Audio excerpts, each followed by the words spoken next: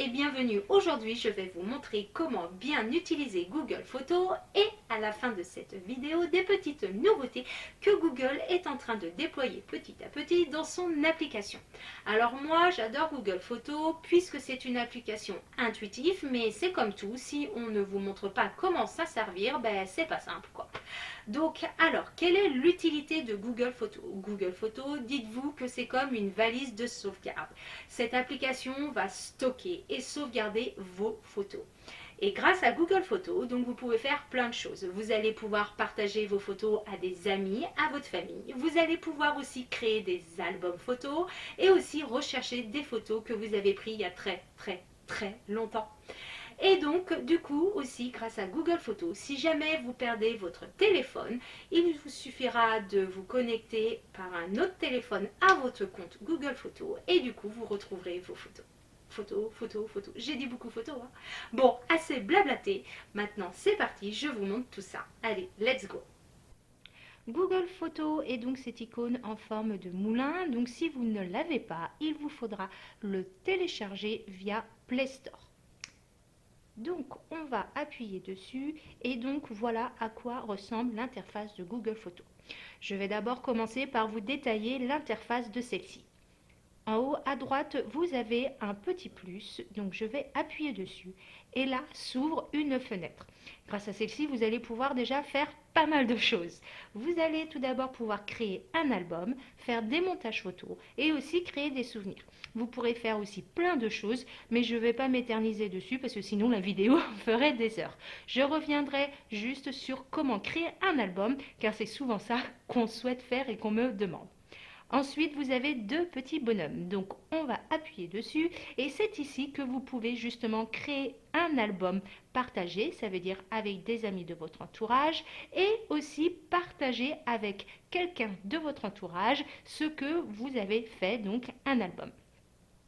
Ensuite, en dessous, vous voyez donc des souvenirs que Google Photos vous a concoctés. En effet, régulièrement, par rapport à des dates précises, Google Photos vous fait un petit tri de photos et vous fait un petit diaporama. C'est toujours sympa.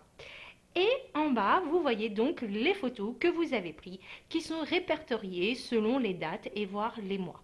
Ensuite, vous avez souvenirs, donc les souvenirs que Google Photos vous a concoctés. Donc si jamais vous voulez retrouver des petits moments, c'est ici qu'il faut vous rendre.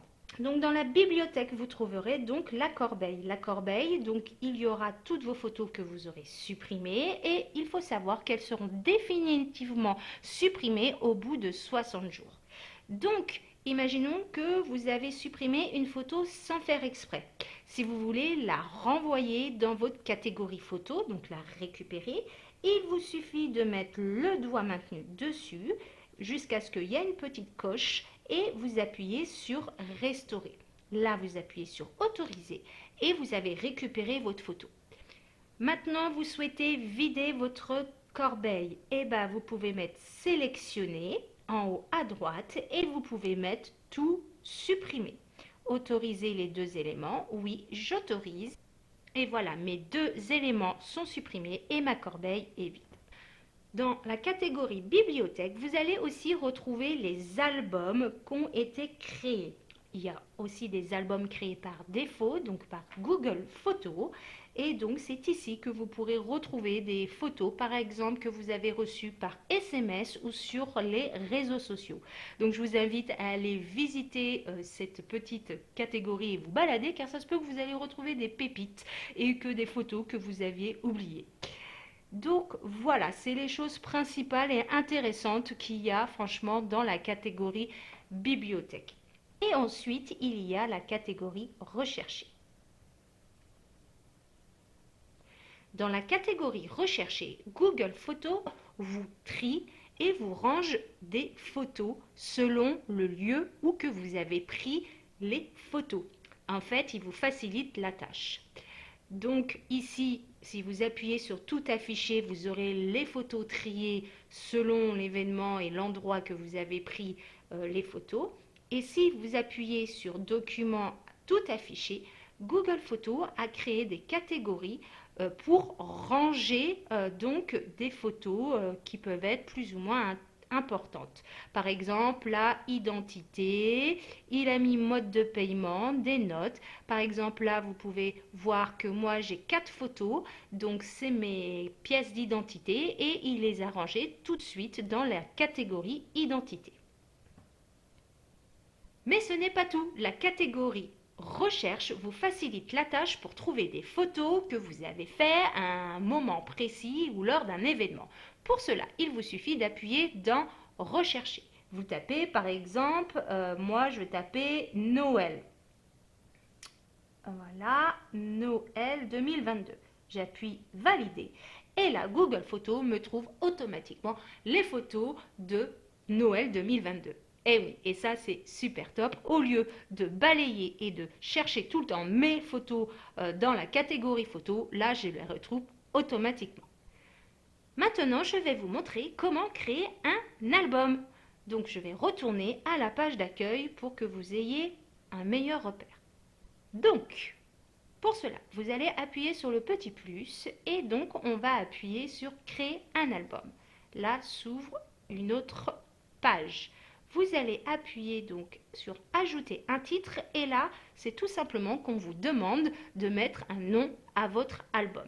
Donc moi je vais mettre donc Déclic numérique puisque c'est le nom de mon entreprise.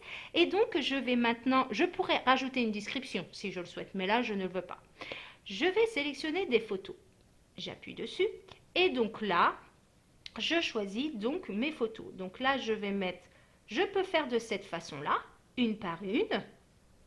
Ou sinon, je sélectionne en appuyant juste ici. Il me sélectionne automatiquement les trois puisque ça concerne cette journée précise. Ensuite, j'appuie sur ajouter en haut à droite. Et voilà, mes photos sont dans mon album Déclic numérique. Donc maintenant, je vais retourner en arrière. Et là, vous allez me dire, bah, c'est bien beau Céline, j'ai créé un album, mais comment je fais pour le retrouver? Donc du coup, je vais vous remontrer tout ça. On va aller dans Bibliothèque. Et donc, voilà, Bibliothèque. Et comme je vous avais dit, album. Et là, on voit mon album photo Déclic numérique. Donc maintenant, je vais vous montrer quelque chose. Je suis dans mon album. Par contre, là, vous décidez, ben, moi, je veux supprimer une photo de mon album, puisqu'en fait, je l'ai mise, mais elle n'a pas lieu d'être là. Pour cela, il vous suffit de mettre le doigt maintenu dessus, d'appuyer sur les trois petits points juste ici, et vous sélectionnez supprimer de l'album. Elle est effacée. Je tiens à vous préciser, vous l'avez supprimée de l'album, mais elle est toujours dans vos photos. Et par contre, maintenant, vous souhaitez supprimer l'album parce que pour quelques raisons, voilà, vous ne voulez plus cet album. Pour cela, il vous suffit d'appuyer sur les trois petits points et donc de supprimer l'album.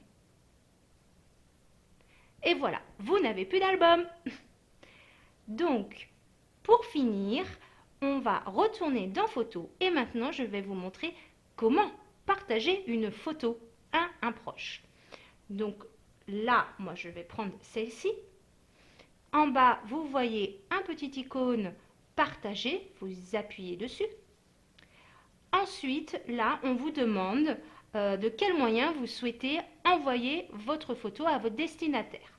Donc, souvent, c'est par SMS ou par WhatsApp. Donc là, moi, je vais prendre l'application Message. Ensuite, vous sélectionnez votre destinataire. Voilà, votre photo apparaît dans la zone de texte et il vous suffit d'appuyer sur Envoyer. Et voilà, ma photo a été envoyée à mon destinataire. Maintenant, je vais vous montrer les petites dernières nouveautés qui apparaissent petit à petit dans l'application photo. Alors, pour cette petite nouveauté, je vais vous montrer comment supprimer des éléments sur votre photo ou la retoucher tout facilement sans être un expert. Pour cela, il vous suffit d'appuyer sur Modifier. Donc là, Google Photos déjà vous propose tout simplement de l'améliorer automatiquement. Donc soit vous mettez sur chaud, il va vous la colorer, soit froid. Donc ça peut être sympa. Vous pouvez la recadrer en mettant les doigts sur les petits points blancs là. En fait, par exemple, moi, je vais supprimer l'autre petit véhicule à côté, mais celui-là, je ne vais pas pouvoir. Voilà, j'ai déjà supprimé l'autre. Et quand vous allez sur Outils, vous avez la gomme magique. Donc là, il cherche.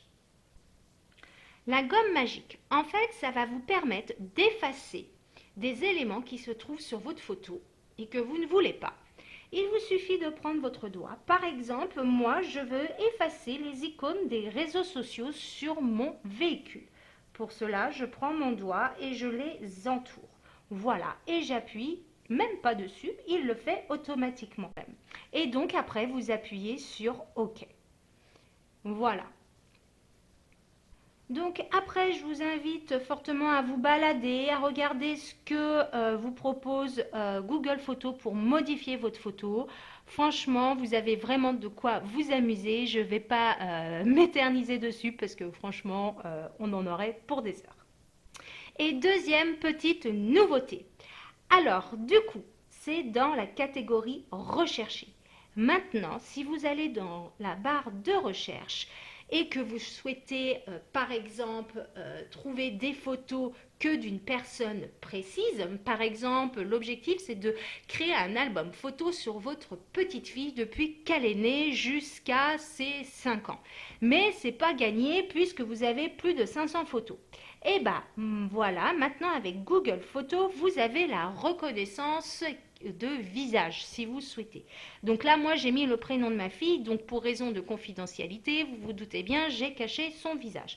Donc là, j'ai mis son prénom et donc Google Photos m'a trouvé et mis à disposition toutes les photos de ma fille que j'ai pris depuis que elle est née jusqu'à maintenant. Bon là j'ai fait un peu de vide, mais il y a plein de photos, que les photos de ma fille. Et ça c'est une nouvelle fonction donc que vous voyez là, vous voyez personne, tout affiché et donc il vous faut nommer donc les personnes et mettre leur prénom pour que Google Photos puisse reconnaître les visages des personnes sur les photos. Comment on fait justement pour activer cette nouveauté sur votre application? Pour cela, il vous faut vous rendre dans votre profil. Vous allez dans paramètres de l'application photo. Ensuite, vous allez dans confidentialité. Et ensuite, vous activez groupe de visage. Consultez les photos de vos proches et regroupez par visage similaire. Et vous le cochez. Ensuite, normalement, parce que c'est une nouveauté, peut-être que selon le modèle de téléphone, il faut que ça vienne petit à petit. Quand vous irez dans rechercher, ici vous aurez peut-être une actualité et il faudra cocher ou qui vous demande l'autorisation d'identifier les personnes par visage. Je ne sais plus forcément comment la chose sera formulée, mais c'est ici qu'apparaîtra donc l'actualité. Et ensuite, vous verrez donc cette nouvelle catégorie personnes avec les visages et les personnes que vous prenez souvent en photo. Et comme ça, vous pourrez faire la même action que je vous ai montré, nommer la personne que vous cherchez et Google Photos vous les montrera automatiquement. Voilà pour ces deux petites nouveautés.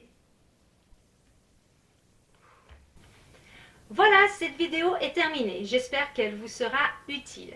En tout cas, n'hésitez pas à la partager autour de vous car le but c'est de transmettre notre savoir. Si celle-ci vous a plu, laissez-moi un petit pouce parce que ça fait toujours plaisir. Et surtout, si vous avez des questions, partagez-les-moi dans les commentaires et je me ferai un plaisir d'y répondre. Sur ce, je vous dis à très vite pour une prochaine vidéo. Ciao!